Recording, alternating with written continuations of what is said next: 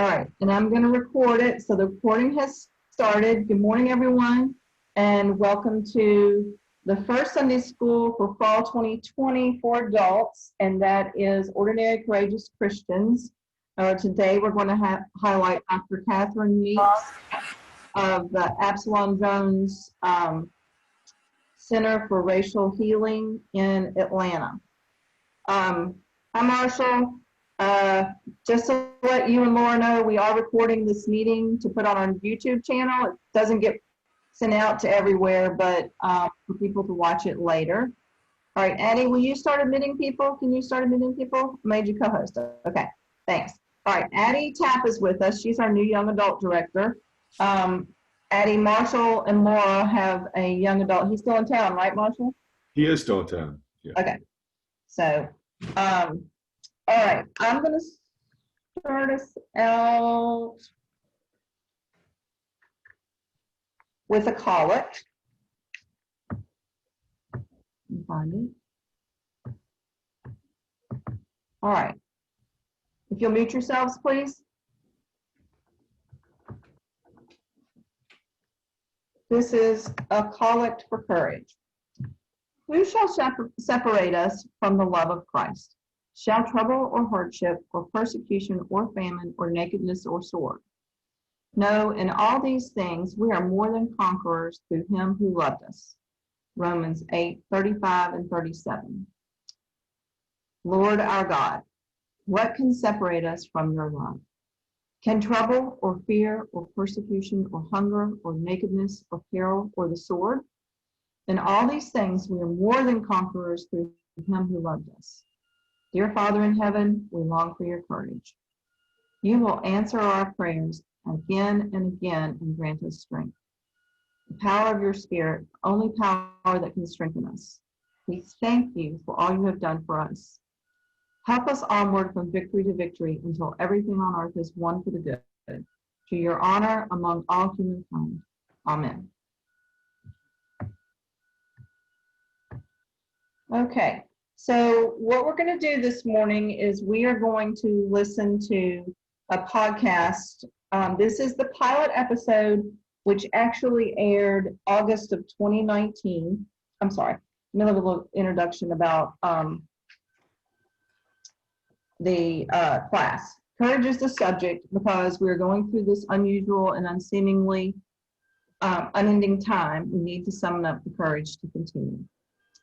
And courage from Brene Brown, who I have recently discovered. I know some of you already know her works very well. But Brene Brown says, courage is a heart word. The root of the word is cor, for Latin, that means heart. It is one of the earliest forms the word courage meant to speak one's mind by telling one's heart. Over time, this definition has changed, and today we typically associate courage with heroic and brave deeds. But in my opinion, that's Brene Brown's opinion, this definition fails to recognize the inner strength and level of commitment required for us to speak honestly and openly about who we are and about our experiences, good and bad. Speaking from our hearts is what I think of as ordinary courage. So that's where we got the title for this. So we are going to now play a couple of clips from this podcast.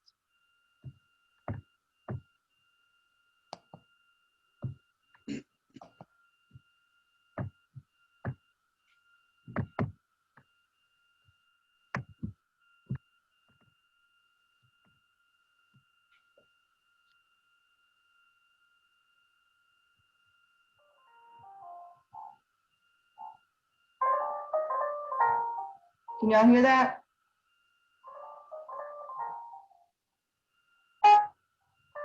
Welcome to a Brace-Based podcast with Dr. Catherine.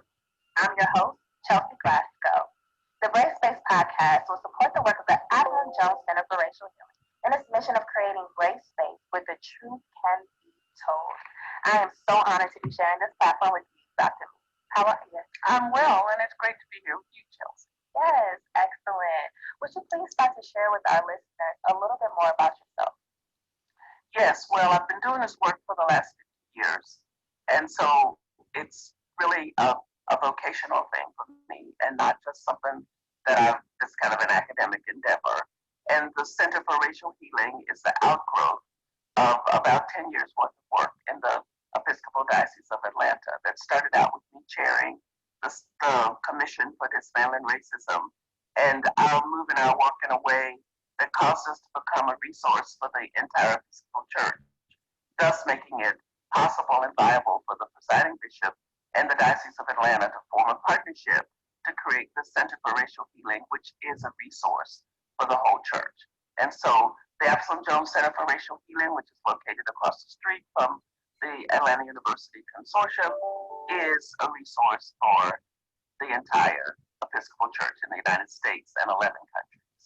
Wow. So for those who have never been to the Center for Racial Healing, who have never participated in any programming, could you please enlighten them about what you all do? Well, we organize pilgrimages, book studies, film studies. We have Dismantling Racism classes and workshops. We have a Dismantling Racism youth curriculum for 6th to 12th graders. And we also are the place where the campus missioner for the Atlanta University complex is housed. And since that's your work, Chelsea, you should tell the audience what you do. Yeah. Okay, now we're going to skip forward just a little bit. And a thing was growing up in Arkansas and segregated Arkansas with a sharecropping father who was illiterate, and my mother, who was a school teacher who graduated from college the year that I graduated from high school, and embracing the segregated Arkansas culture and realizing that there was something deep in my heart that resisted that and knew that wasn't the way things should be.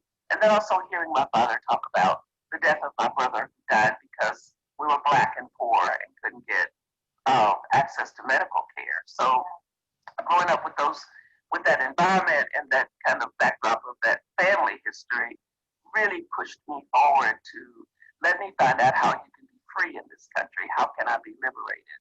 And that effort to find out how to get to inner liberation as well as outer liberation has been powering my journey for these 50 years of doing this work. Wow. 50 years of doing this work. That's amazing. That's a legacy builder right there. So I wanted to use that to transition to our discussion for today. And I'm not sure if our listeners know this. The year 2019 is the 400th anniversary for the transatlantic slave trade in America. This is one of those things that has changed the culture in America, and it happened years ago, but we are still paying for the sins of those who have brutalized and taken advantage of African people. Can you please share with us a little bit about what that 400th anniversary and what happened? Well, 400 years ago, mark on the calendar, mid-August, between the 18th and 25th, 20 Angolans, which would actually be in Africa, were sold at Fort Point Comfort, Virginia, which is now Jamestown, in exchange for food and supplies. And that started the slave trade in this country.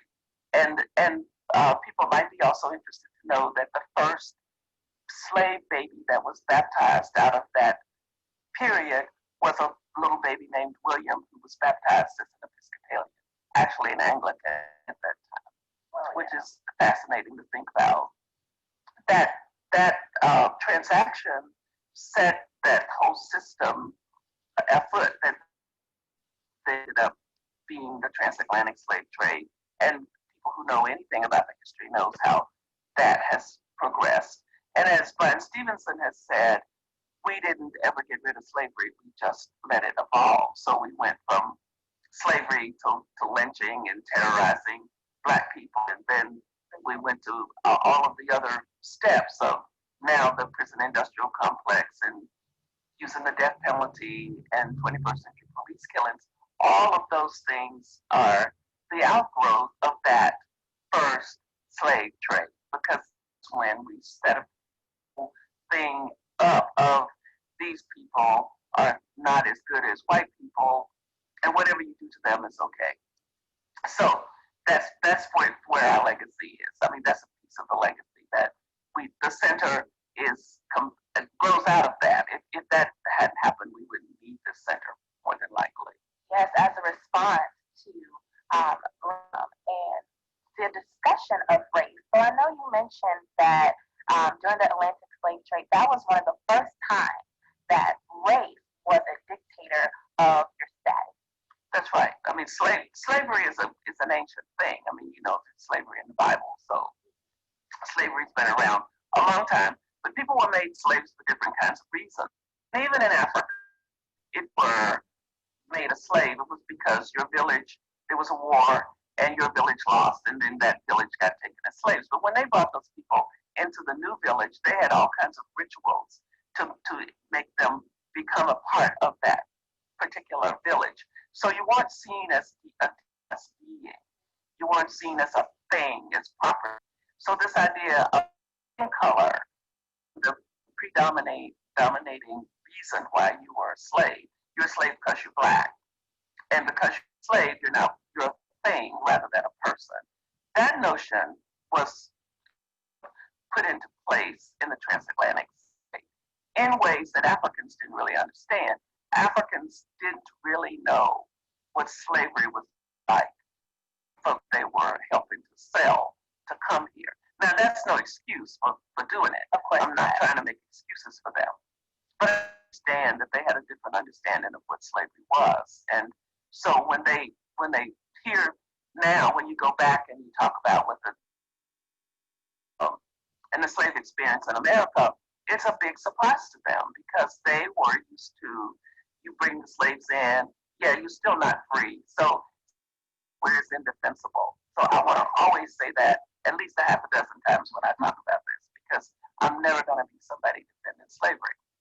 But different kinds of ways to look at it. And right. So in this, we did the dehuman, and we're continuing to dehumanize people on the basis of black skin because of how we set that all up. Right. Now, there will be some people who say that happened 100 years ago. That's totally relevant to how we live now. Right now, we have things like integrated schools and equal rights and different things like that. And so how has that been 400 years ago? How has that impacted us now? And is it still relevant? Well, we still have what we call systemic racism, which grows out of that understanding of white supremacy and superiority versus black inferiority. And so as long as that attitude is afoot, we created systems based on that understanding.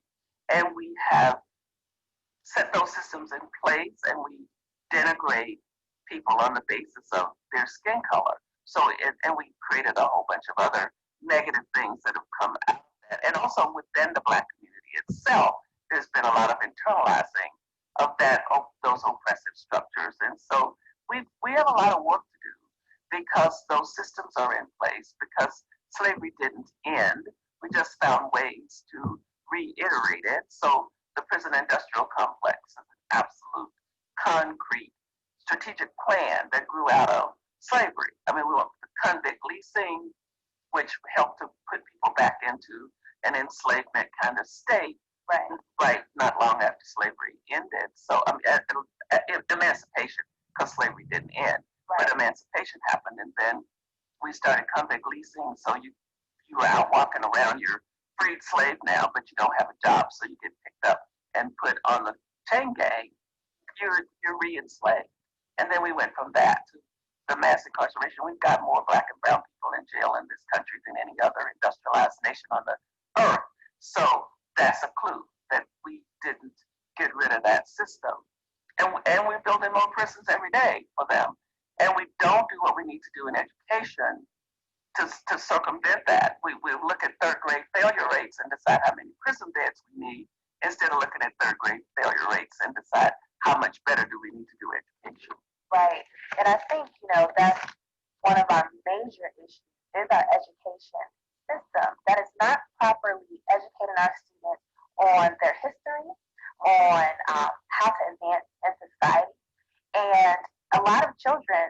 even know that this is the 400th year anniversary. As a matter of fact, a lot of adults don't even know that this is the 400th year anniversary. And so, how is the center helping to educate the community and get them ignited and involved in some of the work that needs to happen? Well, we are having services to have a commemoration around this during the month of August. All of our programming at the center has been dedicated to this, to remembering. So we're holding this up. I mean, you don't want to celebrate it because nobody's trying to celebrate slavery here. Exactly. We're trying to remember that this happened and we need to pay attention to it. We created these 400-year buttons that we're pretty proud of. I see you have all I'm of not them. much of a button person, but it just seemed like very fitting. So to help with starting a conversation, Right. we are writing things on our website and just talking to people as much as we can. And I'm learning that around the country, there are people who are picking up this discussion and who are doing some celebratory things in August, and because August is when the actual event occurred. But of course, you could do stuff for the rest of the year, and you could do stuff next year. You can commemorate this anytime you wake up and decide to do it.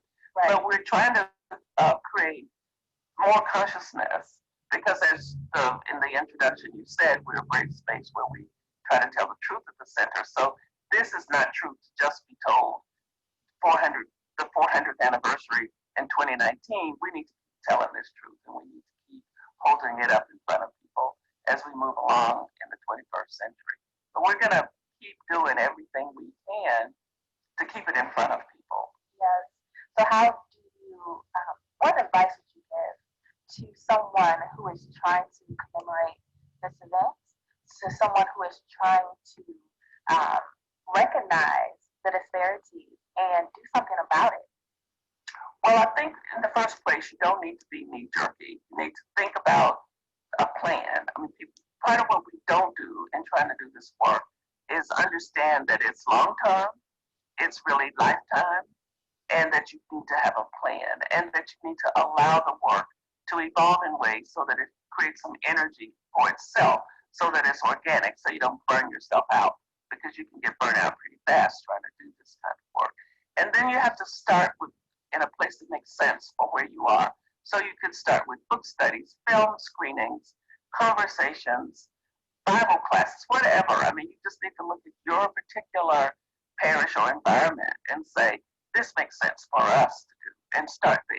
And not get on some kick of, we got to do what somebody's doing across town, because that will just not go anywhere. There has to be some real good looking at your particular place and doing what makes sense for you. And, white people have a lot of trouble trying to get started, because they always say, how do you start the conversation? Well, you start the conversation, read a book together. This is a little bit easier. You move yourself out just a little bit away from yourself. So it's not just all about you. You need to talk about, you do need to involve yourself, but you need to be talking about systems and stuff as well. So a book or a film or a pilgrimage, or go talk to somebody who's doing something to see how maybe you can invite somebody to come in and help you get started. But there are all kinds of ways to start. And the Center for Racial Healing is always ready to help people. I mean, that's our job. To be a resource, to be a support person, to be a mentor, to be a guide in whatever ways we can. And we will never say no to anybody who inquires about how we might get started with this work. Right, I know. So getting connected with the center is another big way that could really help people take that next step and give them that guidance. One of the things that they can do is participate in the Bishop Barbara Harris Justice Project that's happening in November. That's right. We're going to be naming this Justice Project in honor of Bishop Barbara Harris, whose memoir I'm finishing up reading, and it's been the great delight of the week to be getting to know her a little bit. And I'm so proud that she said yes to allowing us to do this, because we believe that the work has to be both internal and external. Right. That individual people have to work on themselves and turn themselves around and look at this differently. and you go out in the world with this new attitude, and then the way you approach the work is different and makes the work sustainable. We have done a lot of working to try to make this country better without getting very far, and some of that's because we've had the wrong perspective in the first place. And Bishop Harris embodies that, embodies the inner work and the outer work. The inner work is healing, the outer work is justice. This is how you see justice. You see that justice happens when people who have been transformed go out in the world to change things. So I'm just beside myself with excitement about having the Barbara Harris Justice Project as a part of the Center for Racial Healing. Of course. What does that project entail? We're going to be addressing issues around environmental justice, around mass incarceration, the death penalty, immigration issues, health inequities, all of those justice issues that aren't going to ever get fixed completely until people have had their hearts transformed so they won't tolerate injustice anymore. But you can't wait for everybody's heart to get fixed. You have to keep working on fixing hearts while you work on fixing the outer systems. And so, but you don't want to jeopardize one for the sake of the other. So to have that kind of a bit of a delineation will help us to kind of keep clear about how we think this ought to be done. So the Justice Project will be taking up that piece of work, and yet we'll continue to do all of this other stuff that we do to kind of push people down the road. And it's not like you go do healing and you're all done, and now you can go do justice. That's not how it works. Of course, you're opening up yourself to healing and transformation, and then you get involved in the work, and then you grow some more, and then you get deeper into justice work, and then you get well some more, and then you get deeper and deeper until finally you die. Right. You know, so. Right. I love that connection between the internal work that you have to do, as well as the external work, right? So many times as Christians, we focus on the internal work, getting our hearts right, committing ourselves to God, making sacrifices, but we don't often understand how that relates in the public world, right? And I think the center does an excellent job of integrating the two, and maybe not even perhaps integrating isn't the right word. However, maybe the center gives another way to exercise that inner working that is happening.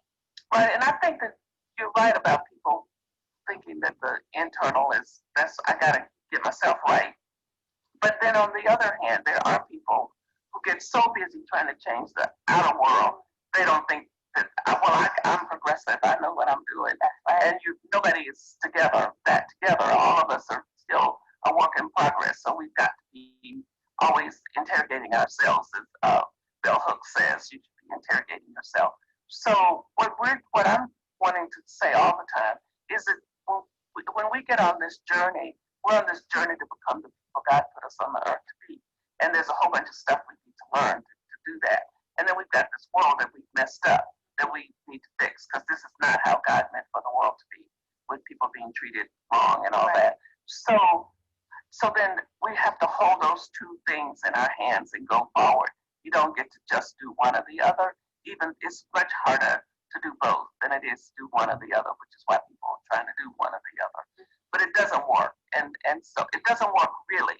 I mean, you can occupy your whole life doing one or the other, but ultimately you have to do both to be who God wants you to be. Right, and that's our ultimate aim, right? In our whole lives, is to be the people that God has called us to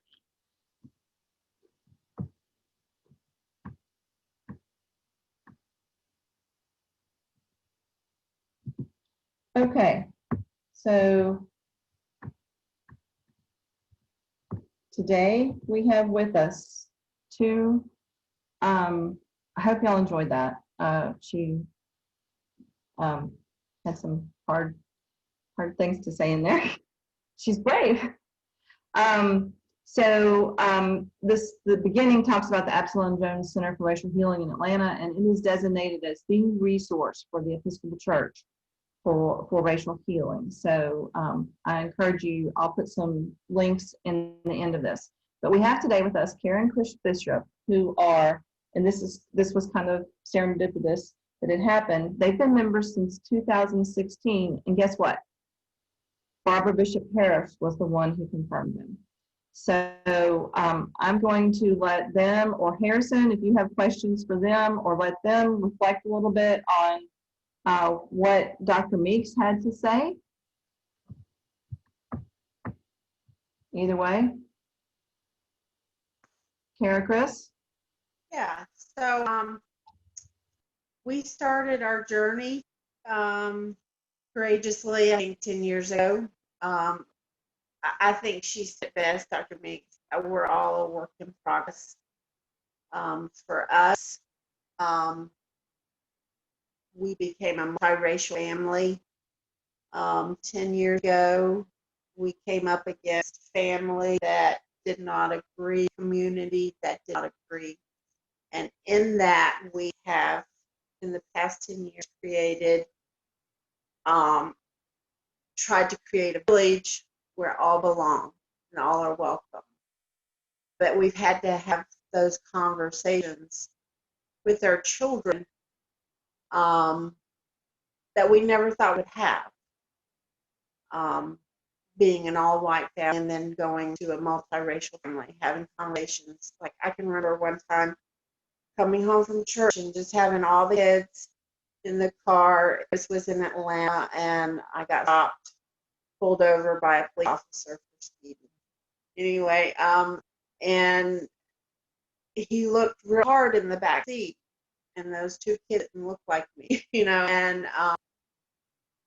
and it was the first time I had, oh my goodness, I'm going to really have to have a conversation with both of them about how we move forward, appropriateness, the safety, and how some people don't view human rights, and what we need to do.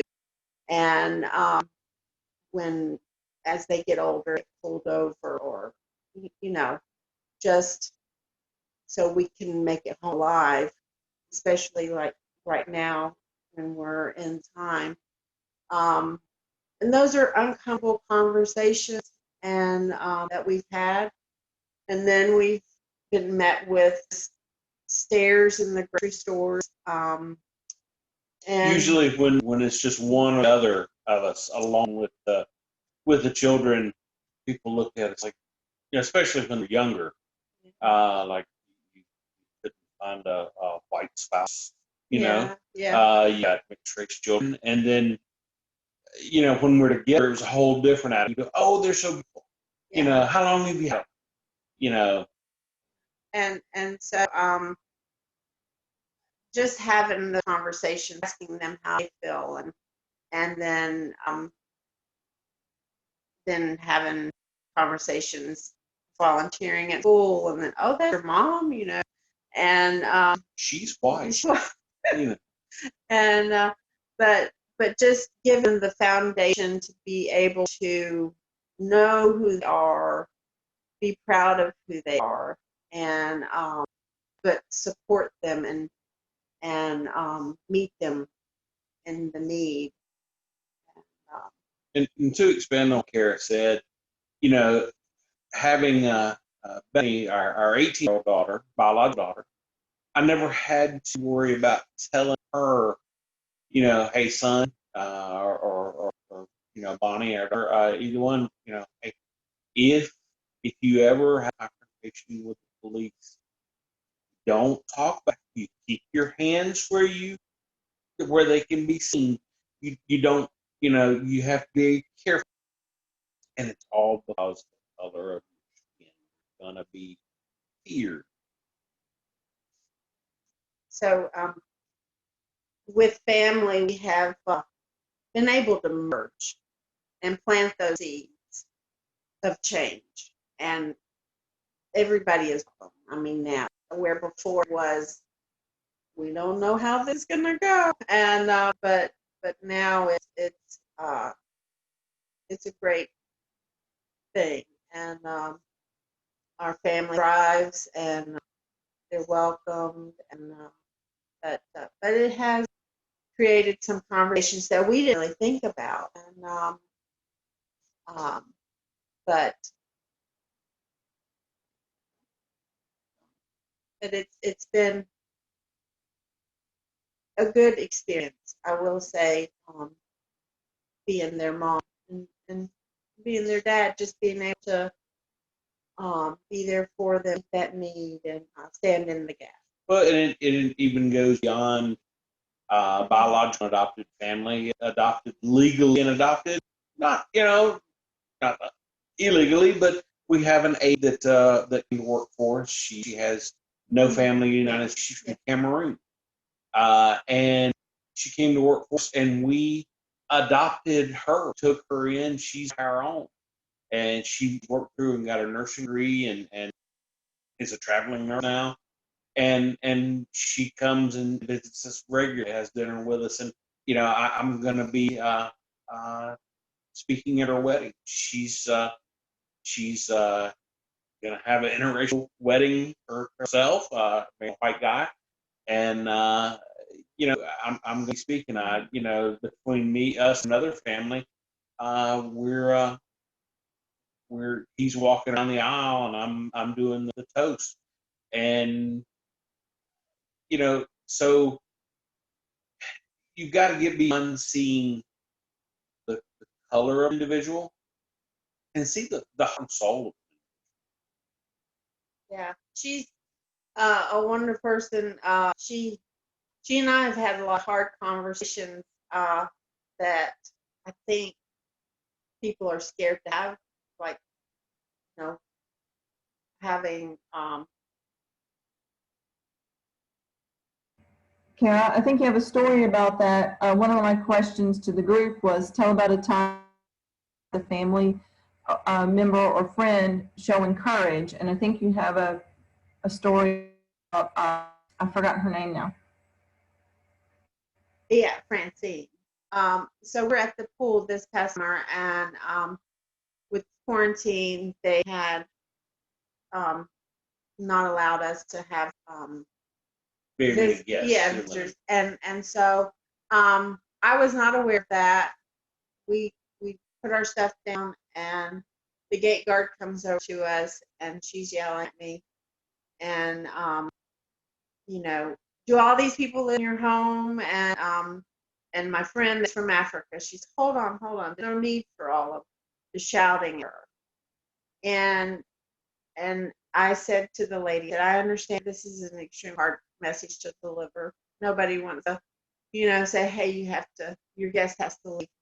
And but she never apologized, which there's no, I wasn't really expecting that, but I just watched her with other families deliver that same message, and it was sweet and nice, and then treat the other children sweet and nice, and then let my kids, because the other children are. And it was the first time, I think that I felt so different, and I was grateful for a friend for standing up for us, and but at the same time, I wanted to de-escalate the situation, and because it could have just gotten out of control with a lot of yelling, but it hurt my heart because this is my community where I live. And we have lived for 18 years. Yeah.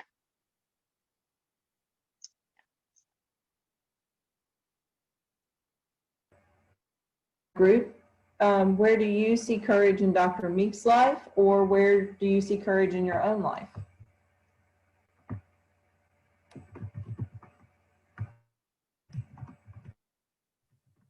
You can unmute yourselves.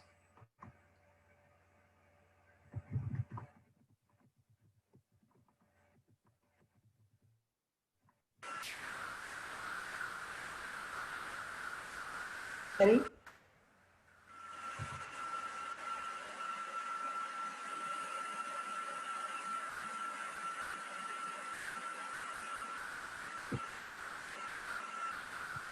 Did you have something to say, Betty? I couldn't hear if it was Betty or Addie. So, so that was a question to all of us. What the courage, and I think the courage is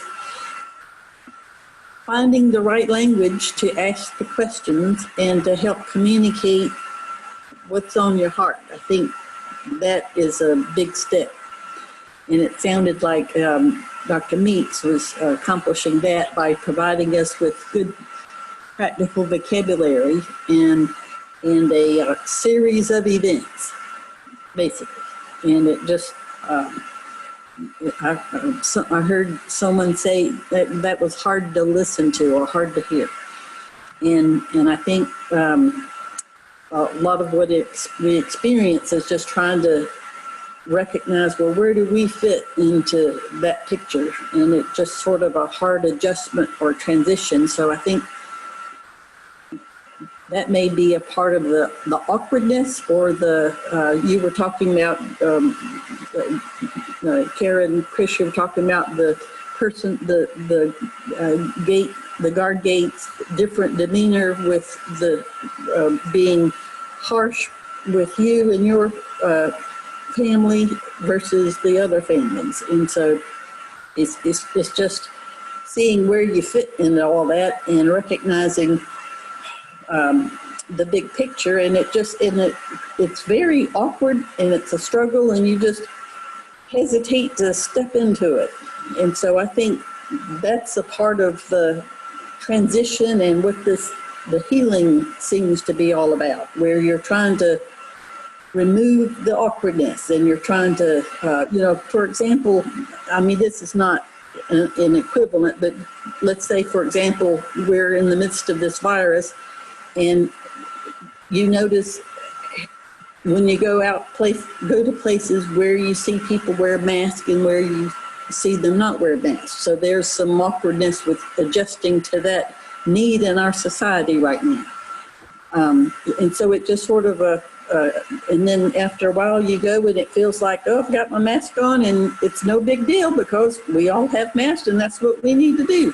So it's just sort of an acceptance in that transition of, well, that's what we need to do. And so it just seems like the healing part of what we're talking about here is getting rid of the awkwardness and just knowing what's the language, what's the action, and feeling in your heart, yep, this is what we need to do. Anyway, that's what I see at this point. Anyone else? Thank you, Betty.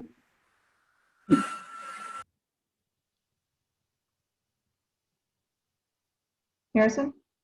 Yeah, I think sometimes we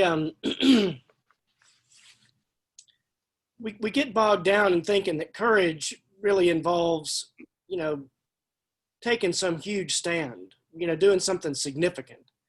And I really would encourage the group to remember that, it can be a very small act of kindness, a word of support. If courage is really, living out the convictions of your heart, then, just the way we treat each other in small and insignificant, seemingly insignificant ways can be, hugely important. Yesterday we had a wedding not at Christ Church. It was at the Poinsett Club down the street. And I think there were only two people, maybe there were 200 folks there that had a mask on, me and I would say a woman who was probably in her 80s in the congregation. So 2 out of 200 of us had masks on, and I really have gotten to a place where it doesn't so much matter to me whether people wear masks or not. I think certainly on our campus we're going to require it, but people have asked me before, do I really believe that's important? And my answer to them is I'm around so many vulnerable people who do believe it's important. And so for me to be able to answer them in good faith, whether I believe a mask is important or necessary is really beside the point. It's a way that I care for other people for whom it is important.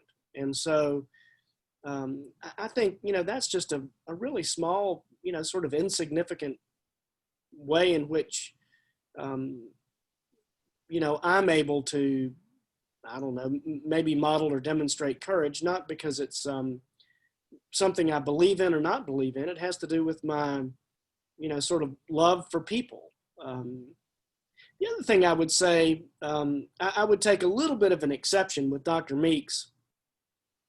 I would prefer her to have used a different turn of phrase. She said, you work on this and you change your behavior, and then you change internally, and you work on this, and then you struggle and you change, and then you struggle and you change, and then you die. And I would say, you work on this, you struggle, you change, you struggle, you change, and then you live. And that it's really through that effort of trying to understand in whose image we're created, and how we share in that relationship with God, and how we share in that relationship with each other, how we live fully into our heart. That's life-giving. And life-giving is hard. It's a challenge. But ultimately, I think that's how we live. I'm not disputing the fact that the end of this mortal life, we will all die. And the beauty of our faith is we see that as a gate to something wonderful, not as an end. Life is changed, not ended. That's what we celebrate in the burial service. And so I think, the grace and the beauty of our Christian faith is, as we plumb the depths of our faith, we discover life. And that's really enduring, and I would say more enduring than death. But that does take courage. And the Bible is filled with words of encouragement. The angel says to Mary, "Be not afraid."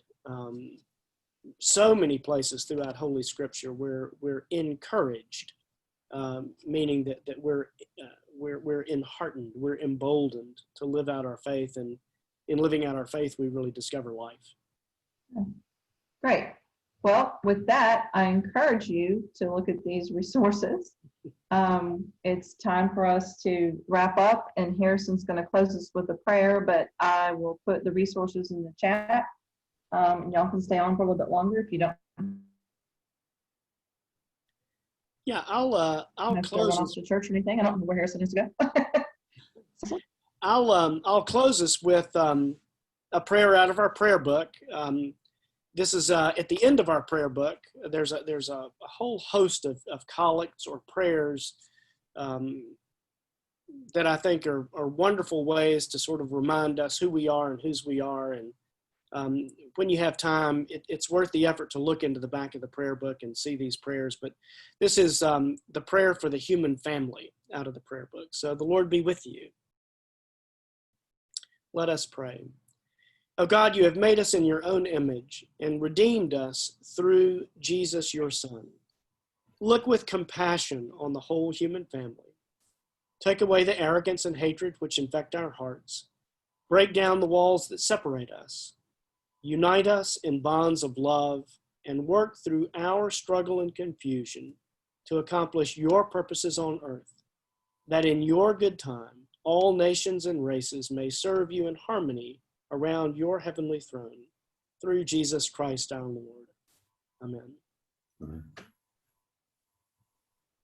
It's great to see everybody, and look forward to sharing in the classes. I'll be in intermittently as I'm able to join you all, but certainly enjoyed seeing everybody. And Amy, thanks for getting us together. And you're welcome. Thanks, Karen and Chris, for being here. Karen and Chris have a funny story about Barbara Harris.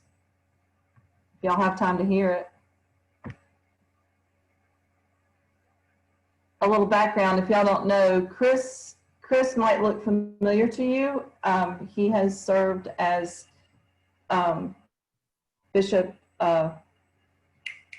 St. Nick for us in our Christmas dinner for several years in a row now, because he's a natural.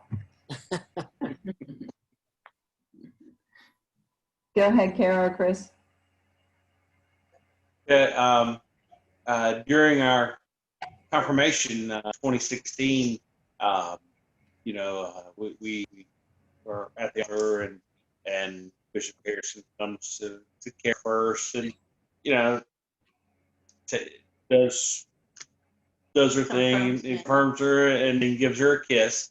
Moves over to me and does the confirmation. He just smacks me in the face several times and holds my cheeks. And well, you know, stand up. She's like, "You're Santa Claus," you know, and that was the start of everything as far as being taken to church. And I had thought about it for several years, but yeah, that kind of kicked off my career. Yeah, that was great. I'm gonna put some there for you as soon as I find them. Yeah, maybe it's over here.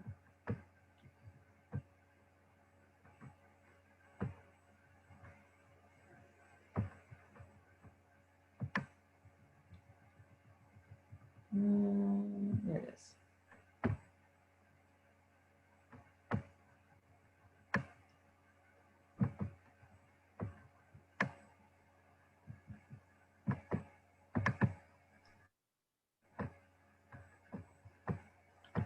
All right. There you go. You can click on any one of those. The Absalom Jones Center for for Racial Healing is in Atlanta, in inner city Atlanta, not far from, where were we, Addie? Downtown Peachtree, at the Atlanta University Consortium, which is kind of like we have over here with at McAllister. That's a university consortium. So they have a similar one downtown Atlanta, and that's where the Absalom Jones Center is.